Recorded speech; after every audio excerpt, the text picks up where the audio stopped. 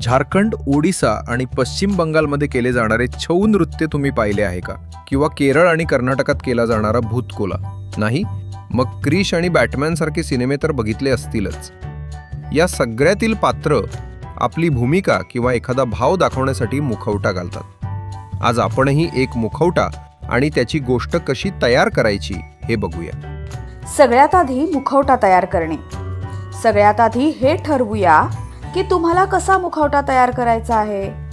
एखाद्या माणसाचा, प्राण्याचा, आदिवासीचा की तुमच्या कल्पनेतलं एखादं वेगळं पात्र.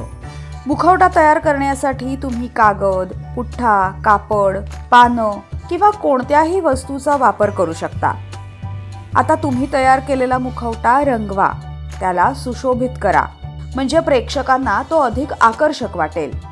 अशा प्रकारे आपल्या आजूबाजूला उपलब्ध असलेल्या वस्तूंपासून मुखवटा तयार करूया. उदाहरणार्थ, एका पुठ्ठ्यावर चेहऱ्याचा आकार कापा, त्यावर रंगीत कागद लावून सजवा, त्यावर वेगवेगळ्या वस्तू चिकटवा, मागून एक दोरी लावा की मुखवटा तयार. आणि अशाच प्रकारे वेगवेगळ्या वस्तूंचा वापर करून मुखवटे बनवता येतात. दुसरी गोष्ट, तुमचा आवाज. मुखवटा घातल्यावर तुम्ही वेगळेच कोणीतरी आहात असे भासवण्यासाठी तुम्ही कोणत्या आवाजात बोलणार आहात हे ठरवून घ्या. त्यात जड आवाज, पातळ आवाज, भीतीदायक, मधुर किंवा काहीतरी अगदीच वेगळा. उदाहरण, आऊ, हाय हाय मित्रांनो, डिंक चिका डिंक चिका. तिसरी गोष्ट, तुमची चालायची लकब ठरवून घ्या. आता मुखवटा घालून तुम्ही कसे चालणार आहात, कसे वागणार आहात हे ठरवून घ्या.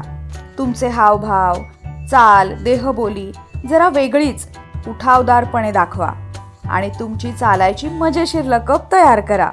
चौथी गोष्ट, गोष्ट तयार करा. तुमच्या मित्रांनी कोणकोणते मुखवटे तयार केले आहेत आणि घातले आहेत ते बघा.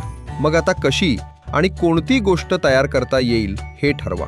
लक्षात ठेवा, गोष्टीला सुरुवात, मध्य आणि शेवट असायला हवा आणि ती गोष्ट तुम्ही नाटकाच्या स्वरूपात सादर करू शकाल अशा पद्धतीने बनवा.